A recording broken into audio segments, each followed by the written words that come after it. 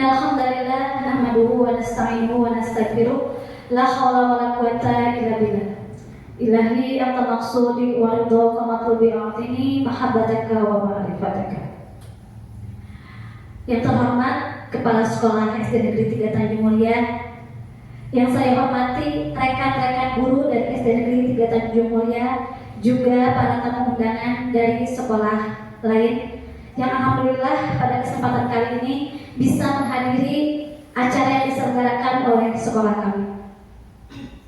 Salawat beserta salam semoga tetap tercurah limpahkan kepada yang mulia baginda Rasulullah Muhammad Sallallahu Alaihi Wasallam, kepada keluarganya, sahabatnya, tabi'in wa tabi'ihim, dan semoga kita yang mengaku umatnya mendapat syafaat di yaumil akhir.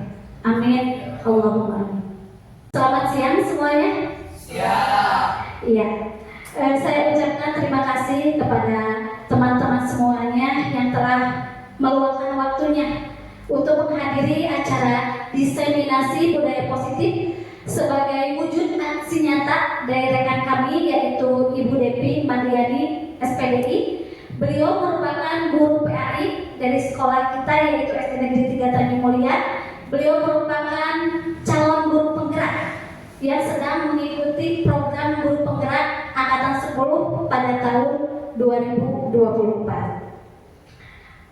Pada kesempatan kali ini, beliau akan memaparkan dan berbagi pengalaman bagaimana menerapkan budaya positif di sekolah.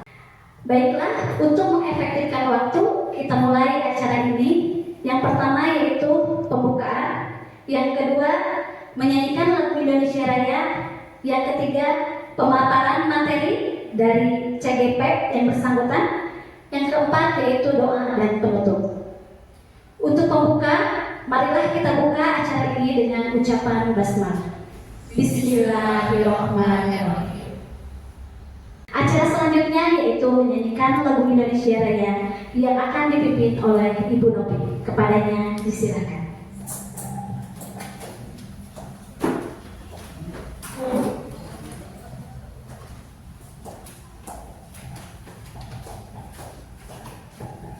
Hadirin dimohon berdiri.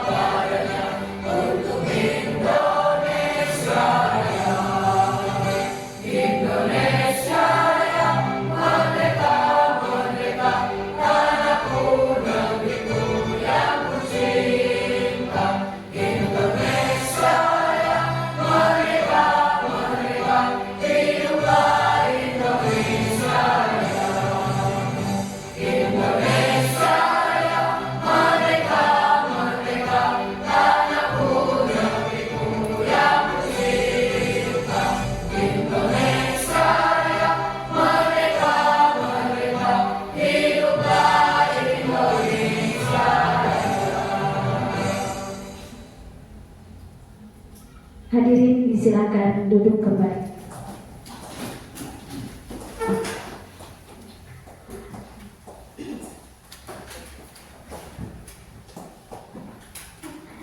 Acara selanjutnya yaitu berupa pemaparan materi diseminasi yang diselenggarakan di sekolah kami, yaitu menyebarkan pemahaman dan penerapan pengalaman budaya positif yang akan disampaikan oleh yang terhormat Ibu Depi Mardiani. Kepadanya disilakan. Bismillahirrahmanirrahim. Assalamualaikum warahmatullahi wabarakatuh. Waalaikumsalam warahmatullahi wabarakatuh. Semangat walaupun siang. Harus semangat walaupun siang ya. Mohon maaf kali ini mungkin saya mengganggu waktu Bapak Ibu guru hebat ya. Saya juga ucapkan terima kasih terlebih dahulu kepada Ibu Kepala Sekolah yang sudah mengizinkan untuk acara ini terselenggara. Terima kasih juga untuk moderator yang sudah menyediakan waktu untuk saya mempresentasikan tentang menyebarkan pemahaman dan penerapan pengalaman budaya positif di sekolah. Ya, pernah mendengar budaya positif? Apa Bu? Ada yang tahu Ibu Bapak guru hebat? Belum? Ada yang tahu? Moderator tahu tidak? Budaya Positif itu budaya yang baik mungkin. Budaya yang baik ya, budaya yang positif pasti yang baik ya. Oke. Menyebarkan pemahaman dan penerapan pengalaman budaya positif di sekolah. Berawal dulu mungkin sebelum kepada penerapan pengalaman budaya positif, kita harus berdasarkan dulu kepada Bapak pendidikan kita ya. Bapak pendidikan kita siapa? Bapak Ki Hajar Dewantara atau biasa disebut dengan KHD ya. KHD disingkat jadi KHD Gebis. KHD tapi singkatan dari Ki Hajar Dewantara. Mungkin nanti kita akan merujuk dulu dari filosofi pemikiran KHD terlebih dahulu. Apa sih yang melatar belakangi harus adanya budaya positif ya? Apa latar belakangnya hingga harus ada budaya positif di sekolah? Ini dilatar belakangi dari filosofi pemikiran KHD. Sebentar. Nah, ini dia. Tujuan pendidikan menurut pemikiran filosofi KHD, yang pertama, pendidikan itu adalah menuntun. Ya, jadi bukan sesuatu yang memaksakan, tapi harus dituntun. Maksudnya bagaimana? Maksudnya menuntun segala kekuatan kodrat yang ada pada anak, baik kodrat alam maupun kodrat zaman. Alam itu maksudnya lingkungan sekitar. Jadi lingkungan anak itu berada, lingkungan anak kita berada, nah itu disebut kodrat alam. Kemudian kodrat zaman. Kodrat zaman maksudnya bagaimana? Kodrat zaman di sini maksudnya harus sesuai zamannya. Oh, sekarang zamannya IT. Berarti Bapak Ibu guru yang hebat harus menyelaraskan pendidikan itu harus sesuai zaman. Gunakan IT. Jangan jadi guru yang gaptek ya pendidik mah. Gaptek apa? Hah? Gagap teknologi ya. Moderatornya hebat. Oke. Nah, jadi pendidikan dalam menuntun itu adalah menuntun segala kekuatan kodrat yang ada pada anak, baik kodrat alam maupun zaman, agar mereka mencapai keselamatan dan kebahagiaan yang setinggi-tingginya. Ya. Makanya ketika kecil, mungkin ibu bapak guru juga pernah waktu kecil bernostalgia dulu, kita suka ditanya, "Dek, nanti kalau besar mau jadi apa?" Suka gitu ya. Kita nggak tahu tuh. Nah ini untuk mencapai kebahagiaan yang setinggi-tingginya, visinya aja dulu, jangan takut bermimpi dulu. Sok aja, ya, biarkan mereka menjadi sesuai dengan yang diharapannya aja dulu, dituntun untuk itu. Jangan waktu pernah nonton film Upin Ipin tidak? Ada Fiji ya, maaf karena saya punya anak kecil jadi kena Upin.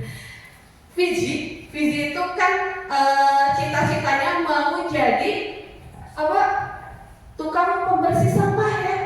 Kan kalau misalkan di kita jorok, pekerjaan seperti itu seolah itu pekerjaan yang menghinakan. Tapi enggak, justru dari anak itu, masya Allah ya, Fiji itu ketika ditanya sampurnya, kenapa kamu ingin seperti cita-citanya ingin jadi yang memungut sampah atau yang membersihkan sampah supaya lingkungan bersih, ya, supaya lingkungan bersih. Itu sudah suatu pemikiran yang kritis dari seorang anak. Nah itu tujuannya mungkin seperti itu ya, dari menuntut itu. Jadi jangan memaksakan segala sesuatu. Anak itu harus jadi A, B, C, harus sesuai ya. Tapi kita tuntun mereka sesuai bakat dan minatnya agar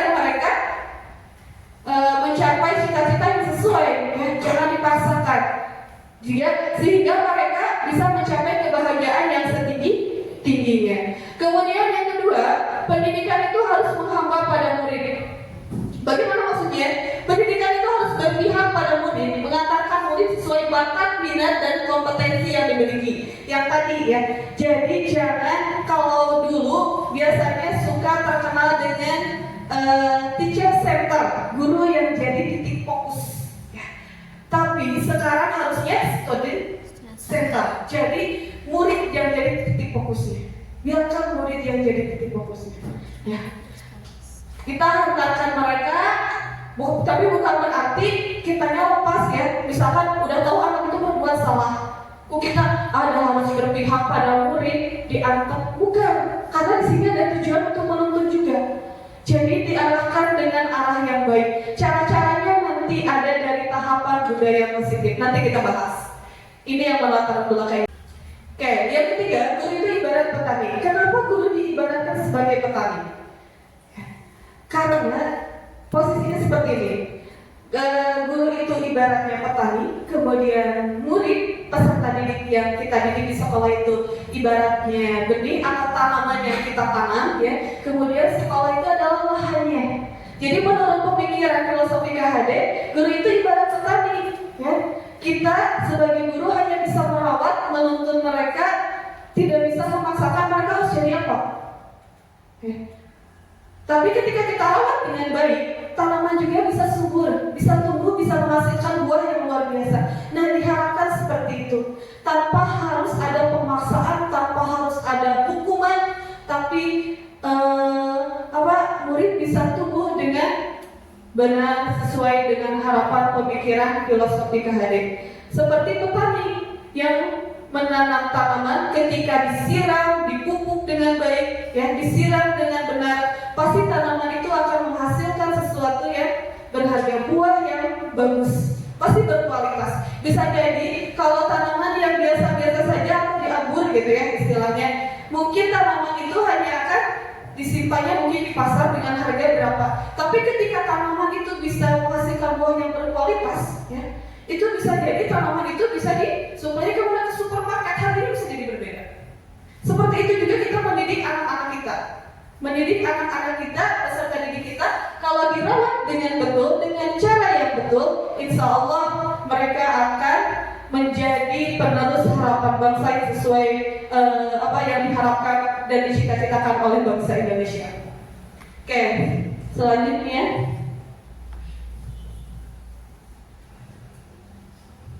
Nah, ini dia inti yang akan kita bahas. Budaya positif di sekolah. Nah, dilatar belakangi dari filosofi pemikiran KHD tadi, budaya positif di sekolah itu yaitu nilai-nilai dan kebiasaan di sekolah yang berpihak pada murid. Ya, seperti tadi pemikiran KHD harus berpihak pada murid atau menghamba pada murid agar mereka berkembang menjadi pribadi yang kritis, penuh hormat, bertanggung jawab sesuai dengan profil pelajar Pancasila. Ya.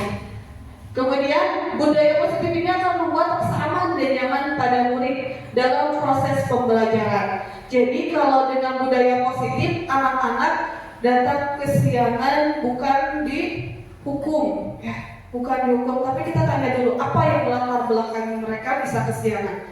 Kita cari tahu dulu, jangan sampai ternyata misalkan ada yang sakit atau ibunya sakit kemudian harus mengurus dulu, kita langsung main hukum, kasihan. Tapi kita tanya dulu apa yang melatar belakangnya. Dek, kenapa kesiangan? Tanya baik-baik. Nanti ada tahapan-tahapannya melalui segitiga restitusi. Nanti kita akan bahas itu.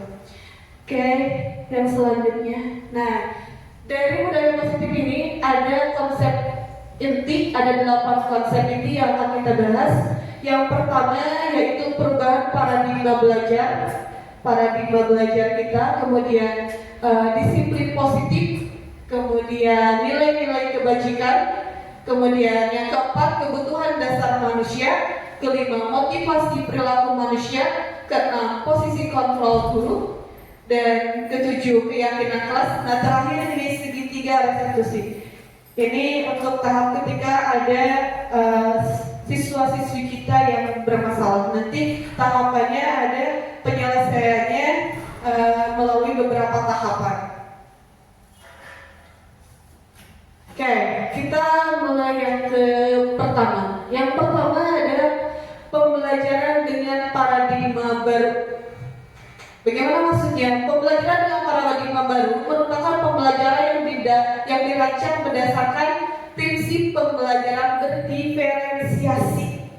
Ini kata kecil, berdiferensiasi. Berdiferensiasi itu berarti berbeda, bervariasi. Sesuai dengan kebutuhan siswanya, kita sesuaikan. Jadi harus bervariasi, mulai dari metodenya, cara mengajarnya, terus media pembelajarannya harus berdiferensiasi sesuai dengan kebutuhan anaknya, sesuai dengan bakat dan minat yang dibutuhkan oleh anak. Itu maksudnya berdiferensiasi ya.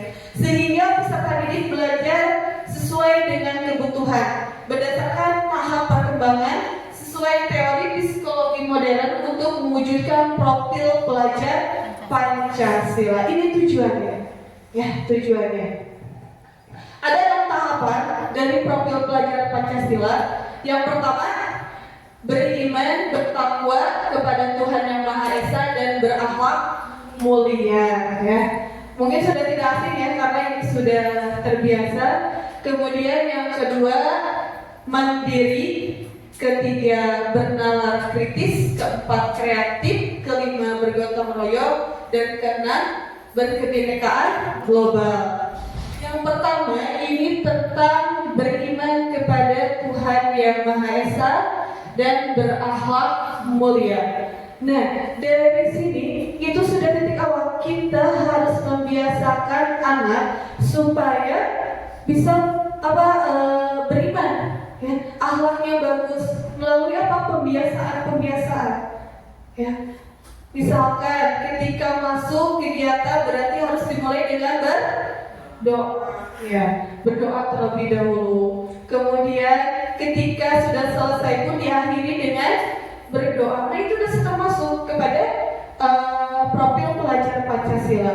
Kemudian alhamdulillah kan SD kita juga sudah terbiasa melaksanakan sholat duha. Nah, itu pembiasaan, ya. Kemudian sholat zuhur bagi kelas atas, itu pembiasaan untuk mengenalkan juga dan untuk membiasakan supaya penerapannya terbiasa anak secara tidak langsung, tidak harus dipaksa, tapi dalam pembiasaan. Kemudian berakhlak mulia, misalkan dengan apa? Membiasakan anak tolong dijaga ucapannya, manggil teman dengan perkataan yang sopan. Kemudian kalau makan usahakan sambil duduk. Kemudian ketika ada orang yang lebih tua, salam duluan, ya. Ketemu guru, salam. Ajarkan itu kepada anak-anak. Itu merupakan akhlak, ya, akhlak mulia.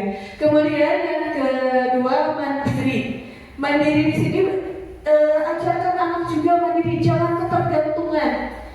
Apalagi anak kelas 1. Ya, anak kelas 1 itu kan merupakan tahap perpindahan dari TK yang biasanya apa-apa mama, bahkan pas awal masuk biasanya itu anak-anak agak sulit lepas. Ini ibu guru kelas 1 ya. Betul, pengalamannya pasti kan seperti itu.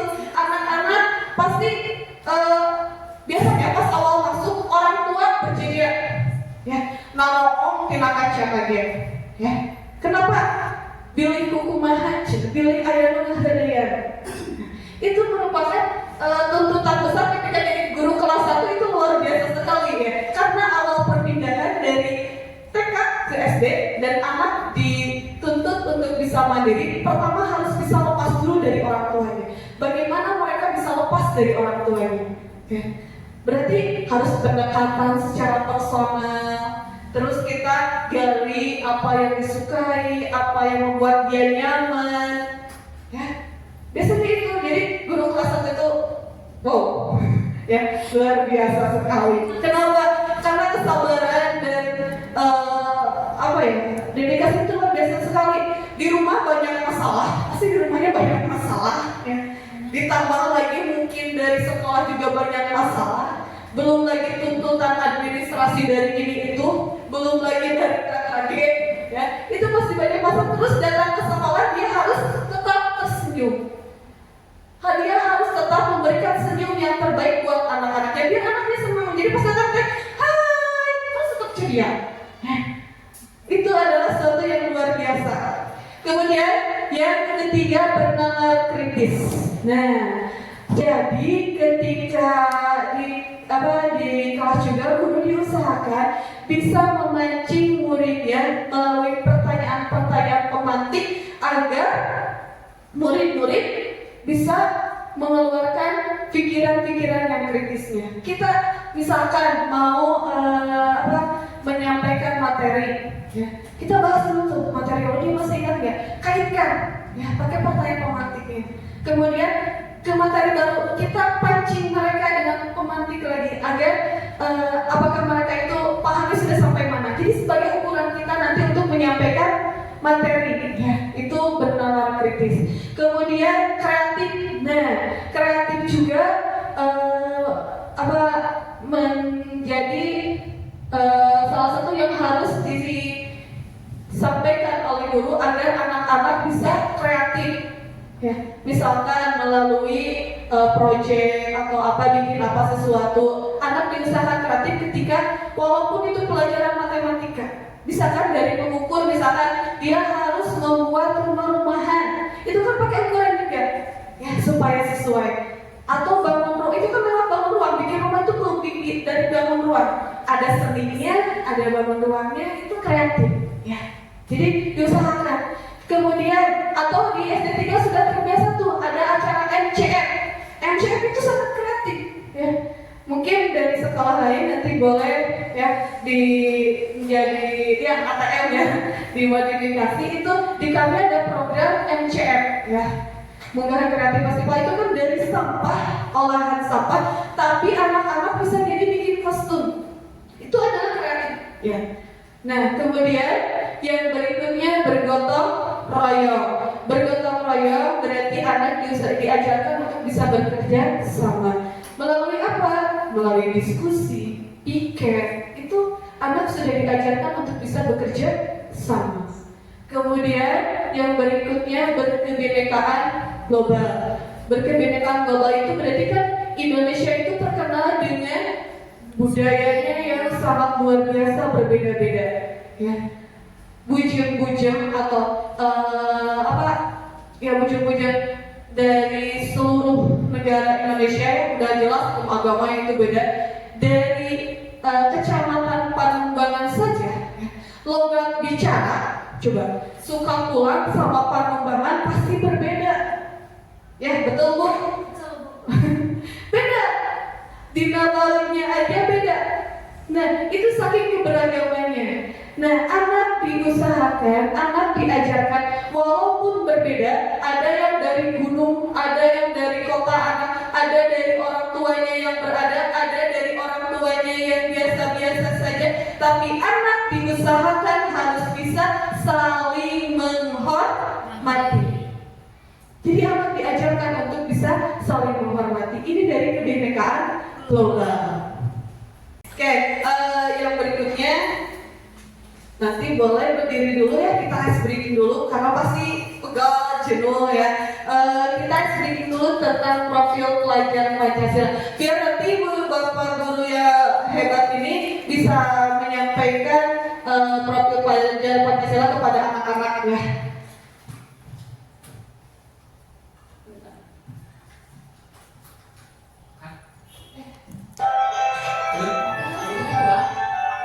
Bisa dilihat dulu, ya, nanti kita cobain. Dilihat dulu gerakannya. Beriman dan bertakwa pada Tuhan yang esa dan berakhlak mulia.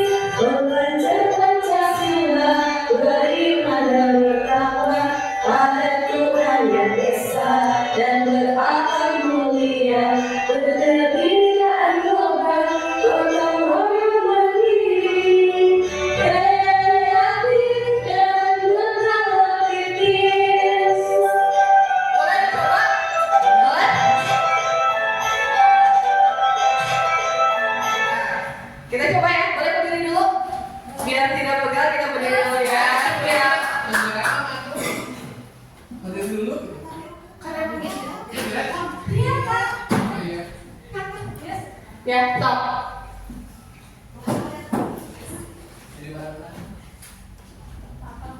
Maaf, bentar.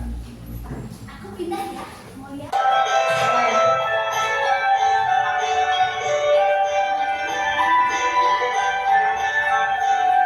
Belajar Pancasila, beriman dan bertakwa pada Tuhan yang Esa dan beramal mulia, berkebinekaan moral, gotong royong mandiri, kreatif dan bernalar kritis. Belajar Pancasila, beriman dan bertakwa pada Tuhan yang Esa dan beramal mulia, berkebinekaan moral, gotong royong mandiri, kreatif dan bernalar kritis.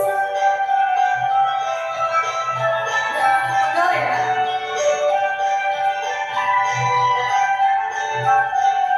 Belajar Pancasila, beriman dan bertakwa pada Tuhan yang Esa dan beramal mulia, berkebinekaan moral, gotong royong mandiri, kreatif dan bernalar kritis. Belajar Pancasila, beriman dan bertakwa pada Tuhan yang Esa dan beramal mulia, berkebinekaan moral, gotong royong mandiri, kreatif dan bernalar kritis. Udah ya, cukup ya. Oke, terima kasih, silakan duduk kembali. Oke, selanjutnya kita ke selanjutnya tentang miskonsepsi teori kontrol. Ini ada ilusinya ya, ketika gambaran ibu guru yang terlalu mengontrol, memaksa seperti ini. Jadi seolah anak itu bebannya, masya Allah, ya dikontrol ya. Jadi ketika tidak dikontrol sama gurunya dia nggak bisa ngapa-ngapain, ya. Kayak wayang gitu. Nah, jadi geraknya itu gimana gurunya aja. Ini. Kemudian yang kedua, ada ilusi bahwa semua penguatan positif, efektif, dan bermanfaat. Nah, ini seolah-olah guru itu memberikan hadiah akan berdampak positif, padahal itu bisa menyakitkan siswa. Kenapa? Karena dari penghargaan itu terkadang anak tidak sesuai dengan motivasinya tidak muncul dari dirinya sendiri, tidak intrinsik, ya. Jadi anak itu melakukan sesuatu karena penghargaan itu sendiri. Abi mah hayang ranking hiji mengkekei piala. Saya pingin ikutan lomba biar nanti dapat hadiah dari bapak ibu guru. Jadi bukan karena motivasi sendiri. Ketika bukan motivasi sendiri, ya, ketika tidak ada hadiah itu dia akan tetap semangat tidak? Tidak. Kenapa? Karena hadiahnya tidak ada. Nah, ini gambarannya. Kemudian yang ketiga, ilusi bahwa kritik dan membuat rasa bersalah mampu membuat karakter. Biasanya suka gini. Kamu mah jadi ibu dimarahin ku bapak kepala sekolah. Coba kamu tuh jangan nakal terus. Jadi ibu yang dipanggil seolah-olah kita membuat salah dia, ya salah ke anak. Padahal jangan seperti itu. Ya. Kemudian yang keempat, ilusi bahwa orang dewasa berhak memaksa. Kamu harus ini, kamu harus begini. Nah, ini ya, ini gambaran saja, gambaran dari teori kontrol. Nanti ada 5 teori. Nah, kemudian yang berikutnya mengubah paradigma stimulus respon ke pendekatan teori kontrol. Kalau stimulus respon, ya, misalkan kebutuhannya dianggapnya sama, tapi kalau secara teori kontrol itu tiap orang punya kebutuhan yang berbeda, ya. Karena dasar orang itu emang berbeda. Allah ciptakan itu berbeda-beda, ya. Lita'arofu, ya. Jadi Allah itu menciptakan kita berbeda-beda supaya kita bisa saling mengenal. Dan termasuk kita sebagai guru pun harus mengenal siswa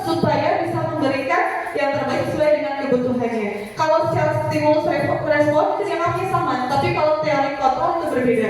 Kemudian semua orang melihat hal yang sama. Kalau secara teori kontrol, setiap orang itu memiliki gambaran yang beda.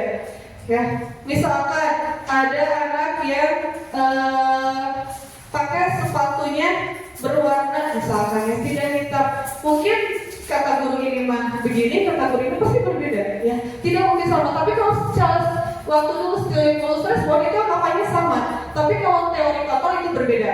Kemudian yang berikutnya, kita mencoba mengubah orang agar berpandangan sama dengan kita. Jadi kalau dulu kita memaksa anak itu sama dengan pikiran kita, pokoknya A, harus A, ya. Padahal anak itu juga pasti berbeda dengan kita. Mungkin tujuannya sama. Kayak misalkan 5 tambah 3 misalkan 5 tambah 3 itu 8. Bisa jadi anak 4 tambah 4 kan, itu berbeda, tapi padahal tujuannya sama. Kita berusaha memahami pandangan orang lain tentang dunia. Nah, kalau secara teori kontrol, kita berusaha memahami pandangan orang lain tentang dunia, jadi global, bukan hanya spesifik harus sama aja dengan kita gitu ya pandangannya. Kemudian perilaku buruk dilihat sebagai suatu kesalahan. Nah, dulu paradigma dulu itu menganggap kalau hal-hal buruk itu adalah kesalahan. Kalau teori kontrol, setiap perilaku itu ada tujuannya. Termasuk ketika termasuk ketika berbuat kesalahan. Kesalahan itu juga merupakan pembelajaran. Dari kesalahan itu justru anak bisa merasa, oh ini salah. Itu pembelajaran juga. Misalkan ada teman yang nyontek, dia marah-marah, ya. Salah tidak? Dia membela haknya, padahal dia membela haknya, ya. Tidak ada yang salah, tapi kita arahkan nih sebaiknya kayak gini. Nih caranya mengatasinya kayak gini supaya teman tidak macet. Diarahkan, ya. Jadi setiap perilaku itu memiliki tujuan. Orang lain bisa mengontrol saya. Nah, kalau teori kontrol hanya Anda yang bisa mengontrol diri, ya. Jadi kontrolnya ada di diri kita. Kemudian menurut stimulus respon, saya bisa mengontrol orang lain. Nah, kalau secara teori kontrol, Anda tidak dapat mengontrol orang lain, ya. Tidak bisa memaksa orang lain. Kemudian kalau secara stimulus respon, pemaksaan ada pada saat bujukan gagal. Jadi ketika sudah dibujuk dengan secara halus, kemudian dipaksa. Kalau secara stimulus respon. Kalau teori kontrol tidak, ya. Tapi pendekatan, kolaborasi, kemudian ketika berbeda kita kasih konsensus, menciptakan pilihan-pilihan baru gitu ya, supaya tujuannya tercapai walaupun berbeda. Ya. Kemudian model stimulus respon yang terakhir, model berpikirnya antara menang dan kalah. Ya. Jadi ininya kompetisi. Pemikirannya kompetisi, pokoknya antara menang dan kalah. Kalau teori kontrol, model berpikirnya menang. Kenapa? Karena selalu berpikir positif. Oke, berikutnya.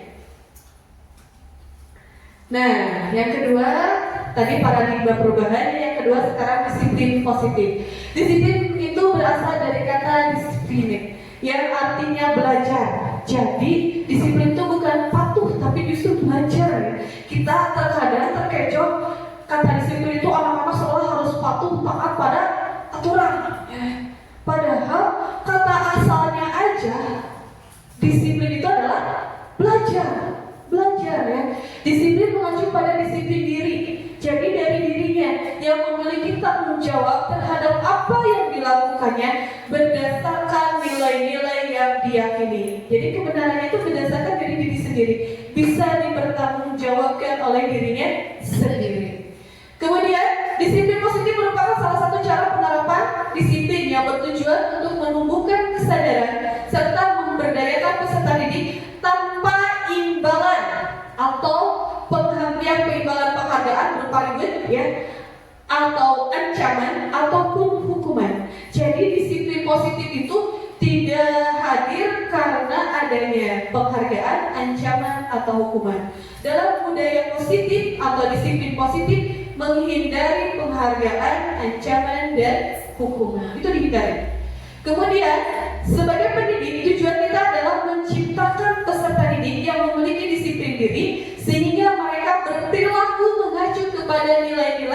kebajikan. Ya. Kebajikan universal. Jadi secara menyeluruh, oh ini yang sopan, oh ini yang tidak sopan, oh ini salah cara kita untuk menghargai, oh ini kita cara berkolaborasi dengan orang lain, oh begini cara komunikasi dengan yang lebih tua, oh begini dengan yang lebih muda. Itu kebajikan secara universal, jadi sama gitu ya. Kemudian dia memiliki motivasi intrinsik dalam perubahan perilaku ke arah yang lebih baik. Kemudian selanjutnya ketiga, yaitu nilai-nilai kebajikan. Nah, tadi paradigma perubahan, kemudian disiplin positif, dan sekarang nilai-nilai kebajikan. Nilai-nilai kebajikan dan pesan itu adalah nilai-nilai yang disepakati bersama, lepas dari suku bangsa, agama, maupun latar belakangnya. Ya. Jadi dilepas itu semua, ya. Disamakan. Contoh nilai kebajikan institusi atau organisasi ini ya. Kalau dari produk Pancasila, pelajaran Pancasila udah tadi nyanyikan beriman, bertawakal, berterima kasih, kemudian berakhlak mulia, berkebinekaan global, gotong royong, mandiri, bernalar kritis, kreatif. Nah kalau dari Ibu Primary Years Program atau PYP ini toleransi, rasa hormat, integritas, mandiri secara universal ya. Kemudian antusias, empati, keingintahuan, kreativitas, kerjasama, percaya diri dan komitmen. Ini diusahakan murid-murid punya itu, gitu ya. Kemudian benar-benar karakter Indonesia, Ether Foundation IHF. Kemudian apa aja nilai-nilai kebajikannya? Yang pertama hampir sama dengan profil, cinta Tuhan dan segenap ciptaannya. Kemudian kemandirian sama ya, dan tanggung jawab, kejujuran atau amanah, diplomatis, hormat dan santun, dermawan ya. Jadi ketika punya sesuatu lebih, anak-anak sudah terbiasa berbagi, suka menolong tanpa pandang bulu, yaitu yang boleh saya namanya dengan ini, si anak saya dengan ini aja gitu ya. Tapi ajarkan anak dengan siapapun bisa saling tolong menolong. Kemudian gotong royong, percaya diri, kreatif dan pekerja keras, kepemimpinan dan keadilan, baik dan rendah hati, toleransi. Ini paling penting yang toleransi. Kenapa? Karena sekarang kadang kan marak dibully ya, dibully. Kenapa itu muncul dibully? Karena tidak adanya toleransi. Coba kalau anak sudah diajarkan toleransi, terjadi nggak dibully? Bahkan bukan hanya fisik, kalau sekarang bully verbal itu lebih jahat ya. Apalagi sekarang aksesnya media sosial atau dari game saja itu sudah ada chatnya ternyata kan. Itu bisa saling menghina dari game saja. Dari game ada chatnya, bisa saling menghina tuh. Bahasanya aja innalillahi kalau kata saya. Ya, tidak dijaga. Bahkan kita tidak tahu tuh lawan kita itu dewasa atau anak-anak. Ya, itu hati-hati mohon diperhatikan oleh Bapak Ibu guru hebat di sini. Kontrol anak didiknya dalam game karena banyak terjadi seperti itu. Ya, mungkin menurut mereka itu seolah wajar bahasa itu, padahal itu tidak wajar untuk diucapkan kepada orang lain. Kemudian kedamaian dan kesatuan. Lanjut. Yang keempat tentang kebutuhan dasar manusia. Nah, kebutuhan dasar manusia itu adalah segala sesuatu yang kita lakukan untuk mendapatkan apa yang kita inginkan. Ya, dasar manusia pasti kan punya semuanya keinginan, berbeda-beda keinginannya. Ibu Desi pingin jadi apa? Pasti beda, ya kan? Dengan Pak Iwan yang pingin jadi apa? Pasti beda ya kan Pak Iwan ya? Beda banget, betul ya. Nah, untuk mendapatkan itu ada yang harus diusahakan. Nah, dan kebutuhan dasar setiap orang itu pasti berbeda-beda. Seluruh tindakan yang kita lakukan memiliki tujuan tertentu dan semua usaha terbaik yang kita lakukan adalah dalam rangka agar kebutuhan dasar kita terpenuhi dengan baik.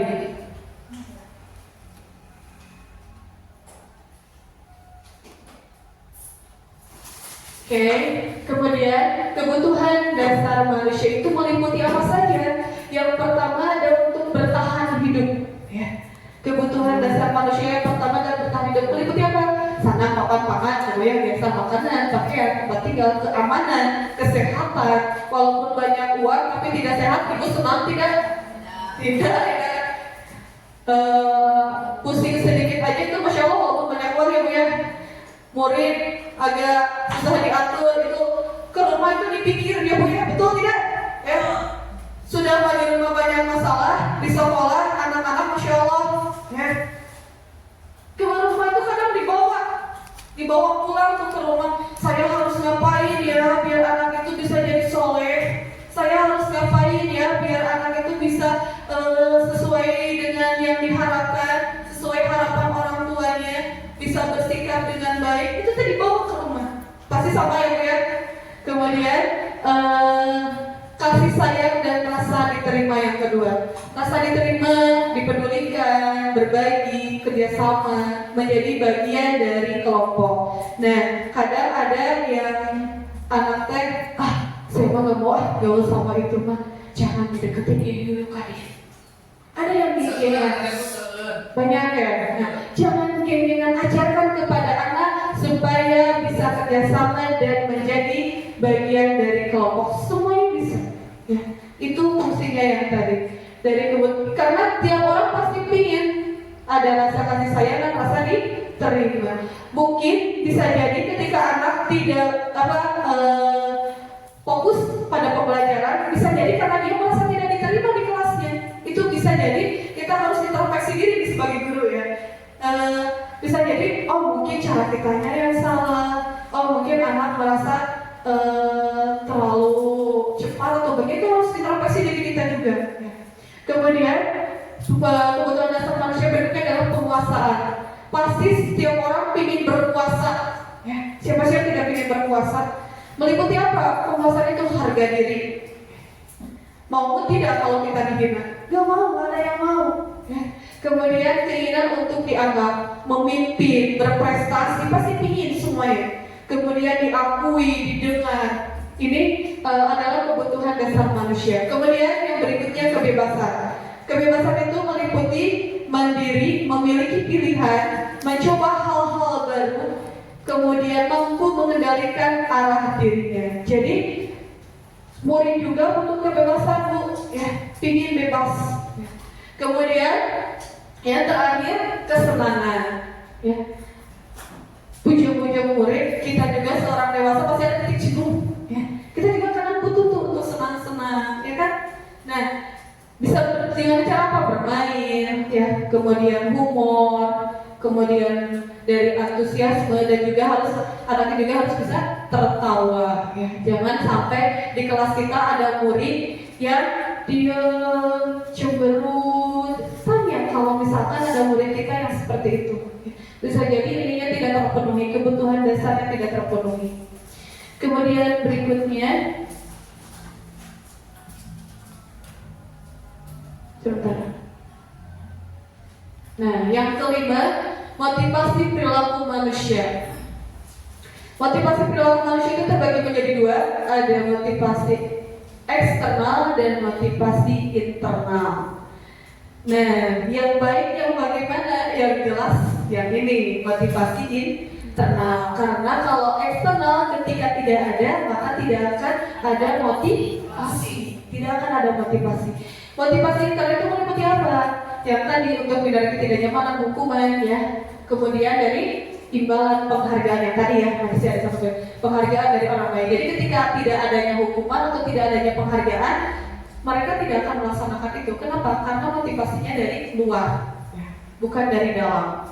Kemudian kalau internal, untuk menjadi orang yang mereka inginkan dan menghargai diri sendiri dengan nilai-nilai yang mereka percaya. Motivasinya muncul dari diri sendiri. Walaupun tidak ada ini, tidak ada penghargaan, mereka akan tetap rajin belajar. Mereka akan tetap fokus. Kenapa? Karena mulai dari diri sendiri. Motivasinya ada dari diri sendiri. Oke, berikutnya konsep disiplin. Ya, jadi yang tadi ya, dari disiplin itu ketika tadi eksternal ya, motivasi eksternal, maka itu akan mengantarkan konsep disiplin dengan identitas gagal. Kenapa? Karena tidak dari diri sendiri. Meliputi apa aja? Hukuman itu misalkan dengan hukuman itu membuat murid itu akan merasa menyakitkan. Secara tidak langsung dia akan merasa sakit hatinya. kemudian dia tidak nyaman, kemudian akan merasa takut, dia merasa dipaksa melakukan apapun. Kemudian ketika dia berbuat salah, dia tidak akan cerita, tapi dia justru akan menyembunyikan kesalahan itu. Kenapa? Karena takut dihukum. Ya. Kemudian murid juga akan menjadi merasa rendah diri. Yalah, udah saya mah nggak bisa apa-apa. Bisa jadi seperti itu. Tidak ada motivasi. Kenapa? Karena selalu dihukum. Oke. Kemudian dari penghargaan juga tidak efektif. Ya. Ini merupakan identitas gagal juga dari penghargaan. Penghargaan itu sebenarnya tidak efektif karena tidak memunculkan motivasi internal. Kemudian merusak hubungan. Ya, bisa jadi si itu ada ranking hiji teh nyontok kena buku. Bisa jadi anak bisa berpikir itu. Jadi menimbulkan iri murid yang lain. Ya. Tapi tidak semuanya sebenarnya, tapi ada efek-efek negatif. Kemudian bisa mematikan kreativitas, menghukum dengan sistem ranking. Makanya sekarang di dalam kurikulum Merdeka tidak ada sistem ranking ya, dihilangkan. Nah ini menghindari ini. Kemudian merampas hak dan menghargai dirinya. Kemudian kalau yang identitas sukses, ya, kalau yang sukses itu ketika murid melakukan kesalahan itu lewat konsekuensi, ya, lewat konsekuensi. Jadi kita ada keyakinan kelas dulu yang dibuat, ada kesepakatan dulu dengan anak-anak. Jadi ketika ada kesalahan, mereka udah tahu, oh ya saya salah, konsekuensinya saya harus bagaimana. Itu udah sepakati, ya. Seperti apa? Nanti efeknya kalau yang sukses. Nah ini penguatannya akan, tapi kalau yang lebih maksimal sebenarnya nanti restitusi ya. Nah kalau dari konsekuensi ini penguatannya jangka pendek, bukan jangka panjang. Kemudian perlu monitoring yang berkelanjutan. Kemudian harus ada stimulus atau respon. Kemudian murid menghormati peraturan dan kehilangan waktu untuk merenung kesalahan. Jadi untuk menyalahkan diri sendiri. Kemudian kalau dengan menggunakan disiplin lewat restitusi, nah nanti murid akan bertanggung jawab untuk perilakunya. Fokus pada pemecahan masalah jangka panjang, murid menghormati dirinya dan orang lain, teori kontrol dirinya memegang, jadi dirinya yang memegang kontrol. Kemudian murid bersemangat dan murid akan bersemangat untuk memperbaiki kesalahannya karena muncul dari diri sendiri. Nah ini ada 5 posisi kontrol guru yang tadi ya, yang memaksud itu adalah penghukum, posisi kontrol penghukum, kemudian pembuat merasa bersalah, ya. Jadi anak itu seolah-olah dibikin merasa bersalah gitu ya sama gurunya. Kemudian ada pemantau, kemudian ada sebagai posisi kontrol teman. Ya misalkan nanti ibu bantu, sok kamu masuk dulu. Nah itu teman ya. Kemudian sebagai manajer. Nah ini yang paling bagus posisi sebagai manajer. Dengan cara apa? Nah ini ada contoh penerapan 5 posisi kontrol guru. Dengan kasus misalkan kasusnya murid tidak memakai atribut lengkap saat upacara bendera. Biasanya kalau hari Senin kan itu harus lengkapnya dari mulai topi, dasi, nah itu harus lengkap. Nah kalau orang yang penghukum biasanya hormat pada bendera selama 1 jam kata guru. Itu adalah penghukum. Posisi guru itu seperti itu penghukum. Kemudian kalau pembuat rasa bersalah, ya. Berapa kali Bapak Ibu harus memberitahu kamu, biasanya lembut, suaranya harus lembut. Kalau pembuat merasa bersalah, itu suaranya harus lembut. Berapa kali Bapak atau Ibu guru harus memberitahu kamu selalu mengecewakan Bapak Ibu, itu bisa yang lembut. Ya. Kemudian kalau teman, biasanya kayak gini, ayo dong, ikuti aturan sekolah, tolong bantu Ibu Bapak ya sekali ini aja. Ya sudah, tidak apa-apa. Lain kali jangan sampai berbuat ini lagi ya. Normal, tidak ada marah-marahnya. Kalau penghukum marah, kalau ini malah lembut, jadi seolah-olah anaknya nanti merasa bersalah. Kalau teman mah kayak teman gitu ya. Kemudian kalau pemantau, kamu sudah ini data, tapi karena sudah ada kesepakatan tadi. Jadi konsekuensi, kamu sudah melanggar peraturan sekolah. Kamu tahu kan konsekuensinya? Tolong nanti lengkapi atributnya ya. Nanti ditanya bagaimana kamu cara melengkapi. Jadi pemantau itu lebih ke karena sudah tahu tuh konsekuensi yang akan didapatkan. Itu pemantau. Kemudian kalau manajer itu biasanya lewat pertanyaan-pertanyaan tadi. Karena memancing kritis anak itu, bernalar kritis tadi. Misalkan kalau dengan masalah ini, apakah kamu tahu kesalahanmu? Tahu, misalnya gitu. Kira-kira bagaimana kamu memperbaiki kesalahanmu? Dan itu nadanya tidak sambil marah-marah, tapi datar, ya kalau manajer. Lanjut, kita coba ya.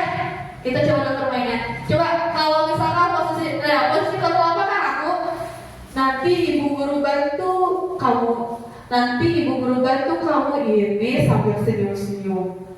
Nanti ibu guru bantu kamu ini sambil senyum-senyum. Apa? Coba posisi kontrol apa ini? Coba Novi apa? Teman, manajer, pemantau, moderator apa? Teman. Kita coba, kita cek. Apakah betul teman? Ya, betul teman ya. Karena sampai ya lebih akrab ya, karena lebih akrab. Kemudian selanjutnya. Nah, berapa kali ibu harus memberi tahu kamu? Coba kamu bayangkan, bagaimana kalau orang tua kamu tahu kamu berbuat seperti ini? Membuat rasa bersalah. Yes, kita coba cek. Nah, betul. Berarti sudah paham betul betul. Enggak, itu sama enggak boleh. Justru dia memelas, Bu. Harus terlihat. Ya, terlihat sedih. Nah, kalau ini pasti kata apa ini? Adi, tahukah kamu jam berapa kita mulai pembelajaran? Tahu, Pak. Kamu terlambat 20 menit. Apakah kamu tahu konsekuensi jika kamu terlambat? Paham, Pak. Saya harus tinggal di kelas pada jam istirahat nanti untuk mengerjakan tugas ketertinggalan saya. Apa ini? Hah? Apa Pak? Pemantau. Oh, pemantau. Kita cek. Ya, betul. Pemantau berarti udah pada paham ini. Ya, pemantau ya ini ya. Kemudian, nah ini pasti selalu kamu yang paling terakhir selesai. Sambil matanya. Kamu ini Ya, gitu. Apa ini? Pasti tahu ini apa? Ya, apa ini? Ayo, sambil agak marah-marah ini. Selalu pasti yang paling terakhir selalu kamu ini. Ya? Apa?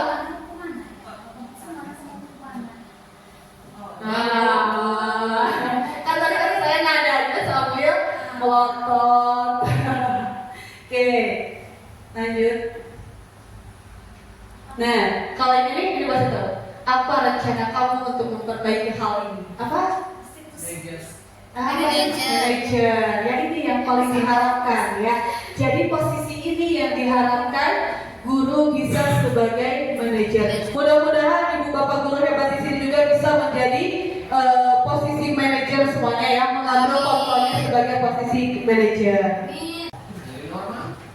Oke, selanjutnya ya. Keyakinan kelas. Nah, yang ketujuh adalah keyakinan kelas. Mengapa harus keyakinan kelas bukan peraturan kelas dalam pembentukan budaya positif? Ada alasannya pasti ya. Kenapa disebut keyakinan? Karena kalau peraturan itu biasanya sifatnya memaksa, ya, bukan hanya dari yang buat sekolah tentu. ya. terkesan horor. Nah, terkesan horor, kemudian yang buatnya adalah guru atau sekolah ya.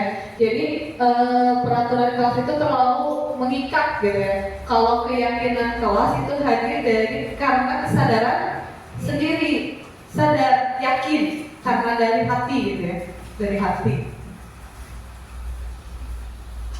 Kemudian bagaimana pembentukan kelas? Nah, pembentukan kelas itu yang pertama pembentukan keyakinan kelas itu yang pertama sifatnya bersifat abstrak. Kemudian pernyataannya merupakan pernyataan universal yang tadi ya, nilai-nilai kebajikan universal. Jadi harus bersifat positif. Jangan ada kata-kata negatifnya. Misalkan tidak berbohong, ganti menjadi bersikap jujur gitu ya. Jadi dengan sifat-sifat yang positif. Kemudian dibuat dalam pernyataan positif ini sedikit saja agar mudah diingat. Jadi jangan terlalu panjang ya kata-katanya. Kemudian sesuai dengan kondisi kelas dan sekolah sehingga mudah diterapkan. Jadi disesuaikan dengan kondisi di sekolah kita atau di kelas kita. Jadi di kelas ibu bapak guru hebat, silakan nanti buat keyakinan kelasnya. Kemudian disesuaikan dengan kondisi anak-anak yang bikin dengan bekerja sama berkolaborasi dengan murid-murid. Kemudian semua warga sekolah atau kelas dilibatkan dalam membuat keyakinan kelas. Nah ini perbedaannya, kalau peraturan itu biasanya dibuat oleh guru atau sekolah, tapi kalau keyakinan kelas itu dibuat bersama secara kolaborasi, jadi disepakati oleh semuanya. Ya. Kemudian yang terakhir ini adalah segitiga restitusi. Pernah dengar segitiga restitusi? Kalau pernah, alhamdulillah. Kalau saya sebenarnya ini hal baru ketika mengikuti CGP ini, justru ini adalah hal baru bagi saya gitu ya. Segitiga restitusi itu adalah merupakan salah satu cara untuk memperbaiki diri dalam mewujudkan disiplin diri agar dapat menghasilkan murid yang berkarakter, kuat, mandiri, dan bertanggung jawab. Nanti ada 3 tahapan dalam segitiga restitusi. Yang pertama adalah menstabilkan identitas, kedua validasi tindakan yang salah, dan yang ketiga menanyakan keyakinan. Nah, yang pertama ini adalah tadi menstabilkan identitas. Berdasarkan prinsipnya, ya, membuat kesalahan adalah proses dari pembelajaran yang tadi ya. Jadi kesalahan itu bukanlah suatu perbuatan yang bersifat negatif, tapi merupakan suatu pembelajaran, proses dari pembelajaran. Ya, nah ini yang tadi yang pertama, tahapan restitusi yang pertama, segitiga restitusi yang pertama yaitu menstabilkan identitas. Menstabilkan identitas itu berdasarkan prinsipnya membuat kesalahan adalah sesuatu hal yang wajar ya, karena itu merupakan bagian dari proses pembelajaran. Nah, dari menstabilkan identitas ini nantinya kita bisa menggeser identitas yang gagal ke identitas sukses. Ya.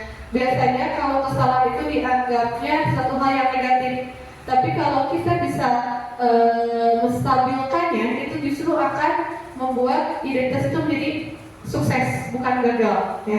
Tidak dicap anak itu sudah berbuat kesalahan, ya. Tapi diperbaiki dari kesalahan itu, dibuat pembelajarannya.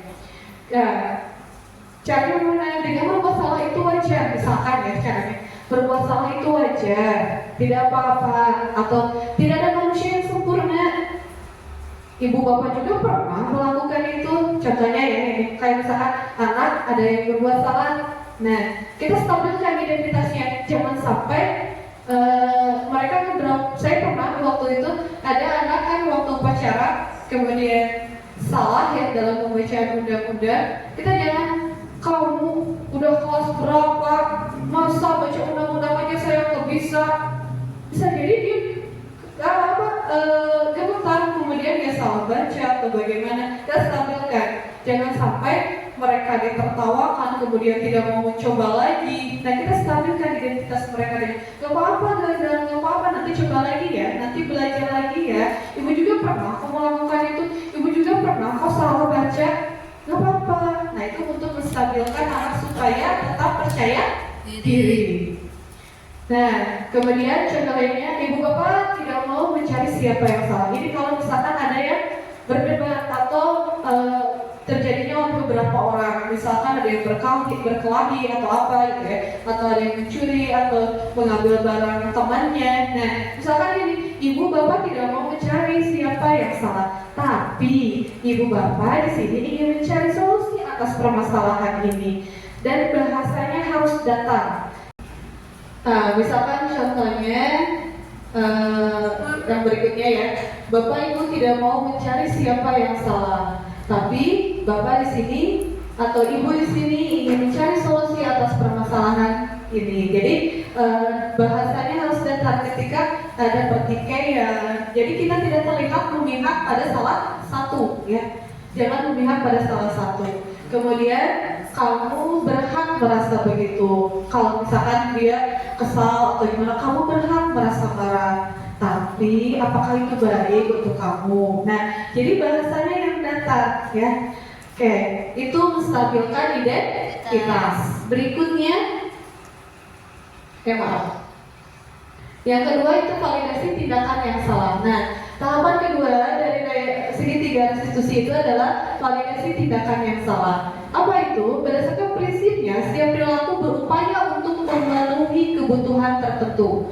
Guru akan bergeser dari pemikiran stimulus respon menjadi proaktif, sehingga dengan mengenali dan mengakui kebutuhan murid akan memperbaiki hubungan dengan murid. Nah, bukan berarti diakui itu salah gitu ya, tapi kita validasi tindakan itu gitu ya, tindakan saya itu ketika anak berbuat salah kita validasi. Misalkan ini contohnya, kamu pasti punya alasannya mengapa melakukan hal ini kan, ditanyakan lagi dia pasti akan menjawab, ya. Kemudian padahal kamu bisa melakukan yang lebih buruk dari ini. Jadi ketika misalkan anak marah gebrak meja, marah-marah sampai naik ke atas meja, kita validasi kesalahan itu. Setelah distabilkan, sudah tenang anaknya, kamu pasti punya alasannya kan ketika melakukan itu. Nah, di validasi bukan berarti kita menentukan bahwa itu perbuatan salah, tapi kita tanya, coba kalau ibu bayangkan kamu tuh bisa loh lebih marah lagi sampai mukul teman, tapi kamu masih bisa mengendalikannya, ya.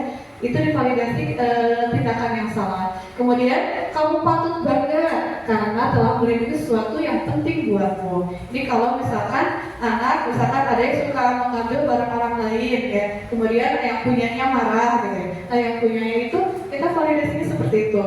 Kemudian kamu melakukannya karena mempertahankan sesuatu yang penting bagimu. Oke, berikutnya. Nah, tahapan yang terakhir dari segitiga restitusi adalah menanyakan keyakinan. Apa itu? Ya, murid akan diberikan pertanyaan-pertanyaan yang bermakna untuk memunculkan motivasi secara intrinsik. Jadi motivasi dari dalam, ya, sehingga mampu mengaitkan tindakan dengan keyakinan yang salah yang telah dilakukan untuk dapat diperbaiki. Nah, nanti tanyakan, kan udah bikin keyakinan kelas ya. Nah, ditanyakan ketika dia berbuat salah, sudah divalidasi kesalahannya, kemudian tanyakan apakah tindakan itu sesuai dengan keyakinan kelas kita, ya.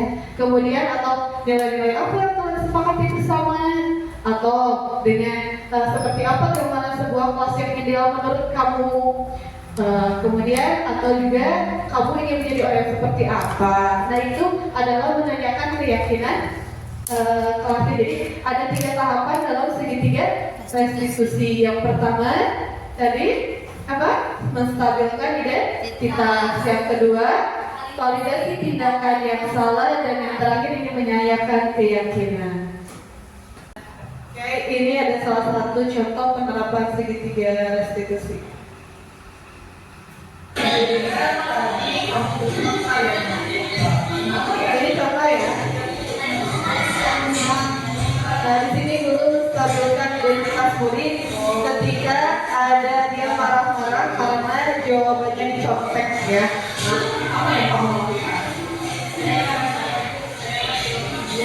Nah, kemudian guru memvalidasi tindakan yang salah tersebut dengan cara kamu bisa lebih parah lagi ketika kamu masih bertutur cuma marah-marah aja sudah sampai memukul, gitu ya. Itu adalah validasi tindakan yang salah.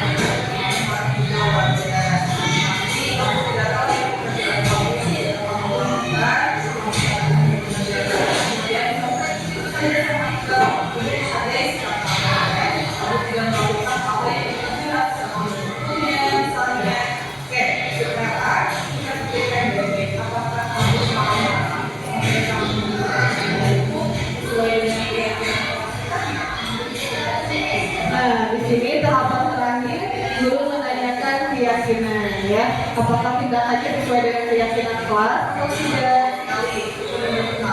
Jadi nanti murid bisa menyadari tentang kesalahannya. Tidak harus kita yang menuntut itu ya, tapi nanti murid sendiri yang menyadari tentang kesalahan itu.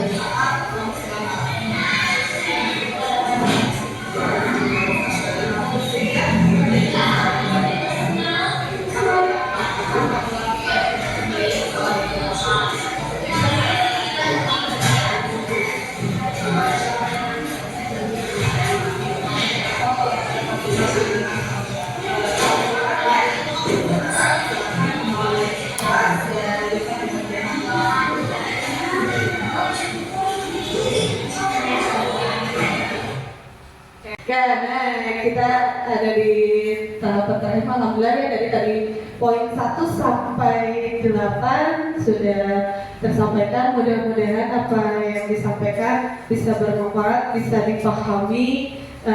Pak, kita break dulu ya sebentar ya. Boleh berdiri lagi? Oke. Coba tepuk semangat dulu ya, biar semangat walaupun ini tepuk semangat. Tepuk semangat.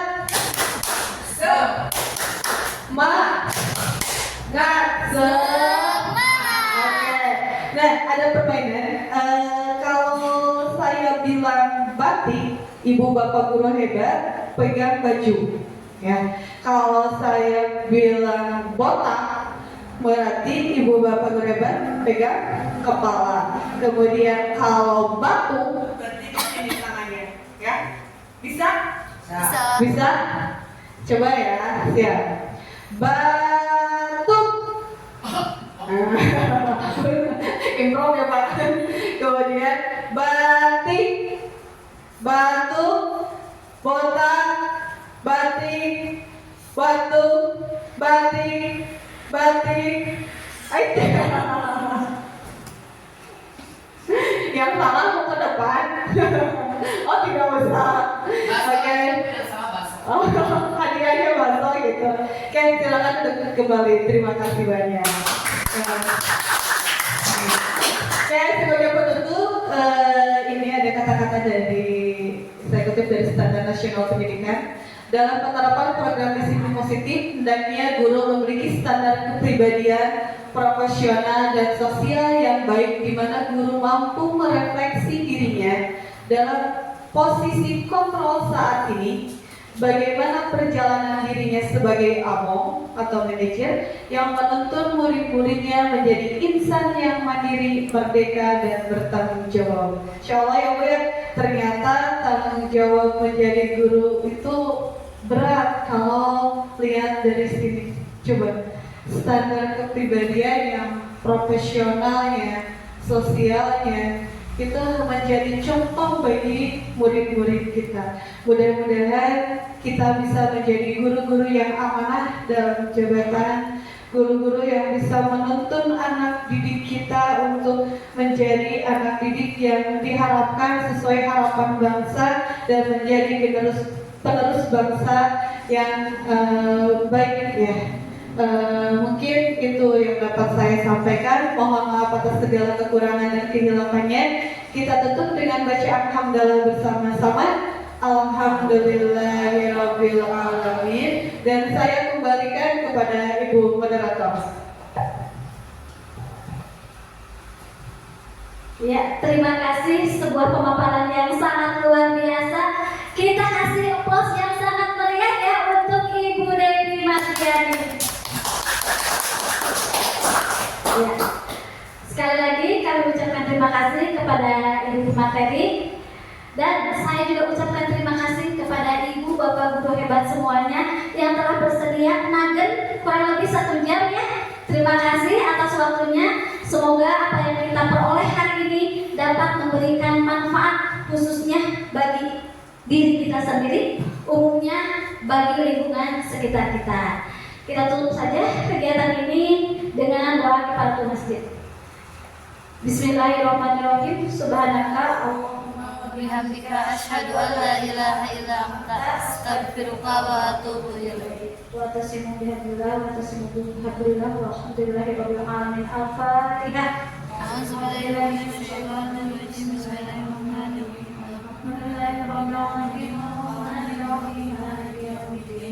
إياك نعبد وإياك نستعين اهدنا الصراط المستقيم صراط الذين أنعمت عليهم غير المغضوب عليهم ولا الضالين. Taufiq wal hidayah. Saya ucapkan terima kasih. Salam untuk keluarga semuanya di rumah. Akhirul kalam.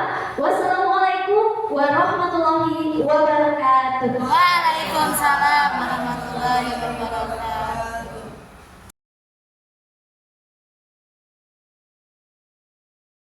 Assalamualaikum warahmatullahi wabarakatuh.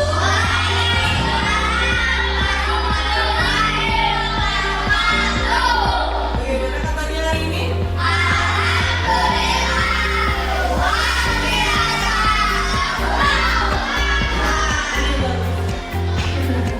Oke,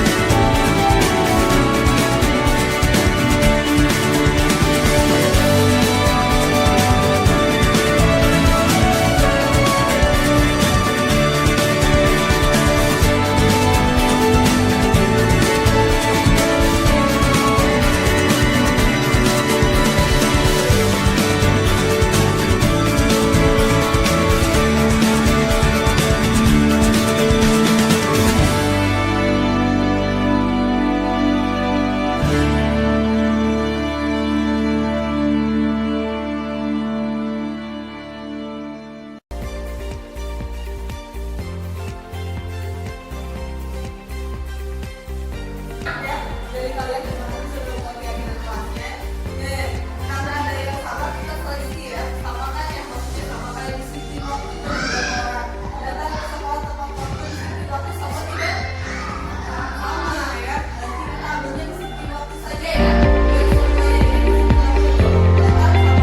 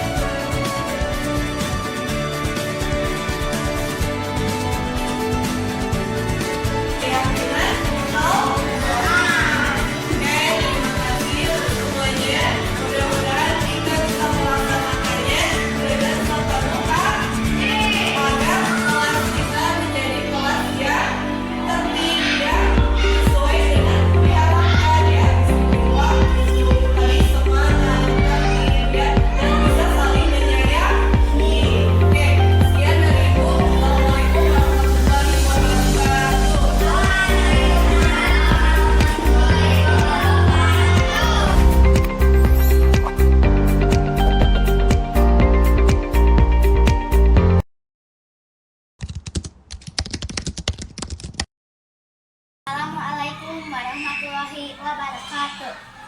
Perkenalkan, nama saya Rintin Rianti dari kelas 4 SDN 3 Tanjung Mulia. Assalamualaikum warahmatullahi wabarakatuh. Perkenalkan, nama saya Ristayati dari kelas 4 SDN 3 Tanjung Mulia.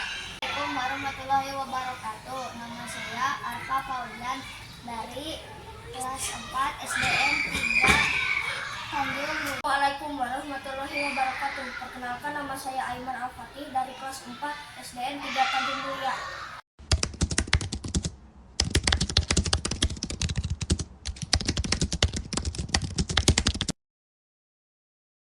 Sangat senang sekali. Sangat senang sekali. Sangat senang.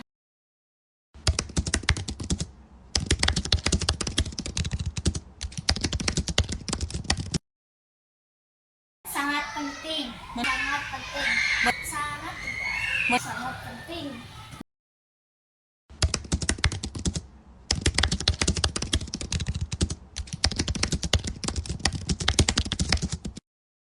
Karena dapat membuat kita menjadi orang yang bertanggung jawab. Karena dapat membuat kita menjadi tertib dan disiplin. Karena dapat membuat kita menjadi orang yang lebih menghargai orang lain. Karena dapat membuat kita menjadi lebih tertib dan disiplin.